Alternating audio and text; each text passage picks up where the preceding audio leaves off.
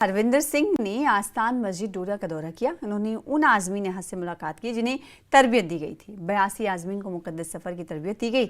हरविंदर सिंह ने हज की अहमियत पर जोर देते हुए कहा कि हर मुसलमान की ख्वाहिश होती है कि वो इस मुकद्दस सफ़र पर जाएं। उन्होंने आज़मीन से अपील की कि वो अपने सफ़र के दौरान इत्तेहाद, भाईचारा, अमन और खुशहाली के लिए दुआ करें। उन्होंने मज़ीद कहा कि हज के सफ़र के लिए तमाम ज़रूरी इंतजाम किए जाएंगे।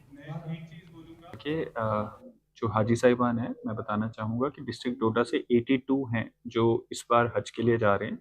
इसमें हज कमेटी और डिस्ट्रिक्ट एडमिनिस्ट्रेशन की तरफ से इनको तमाम ट्रेनिंग्स दी जा रही हैं और ट्रेनिंग्स में इनको बताया जा रहा है कि वहाँ पे मॉडल कोड ऑफ कंडक्ट क्या रखना है, कैसे मतलब रिलीजियसली कैसे हाजी साहिबानों का पूरा वो जो दौरा रहेगा वो कैसे रहेगा और जो भी ज़रूरी उनको इन्फॉर्मेशन होनी चाहिए वो दी जा रही है। इसमें जो इसका फ़ेज़ 1 था वो पहले कर दिया गया था, अभी फ़ेज़ 2 शुरू हुआ है इन ट्रेनिंग्स का। हाजी साहिबानों से जब हमने बात की तो उन्होंने हमारे सामने कुछ डिमांड्स रखी, हमने एश्योर किया है कि उनकी वो सारी ज़रूरतों को पूरा किया जाएगा। इसके अलावा आने वाले टाइम में उनकी वैक्सीनेशन भी की जाएगी और वैक्सीनेशन के बाद उनको फ्लैग ऑफ भी किया जाएगा।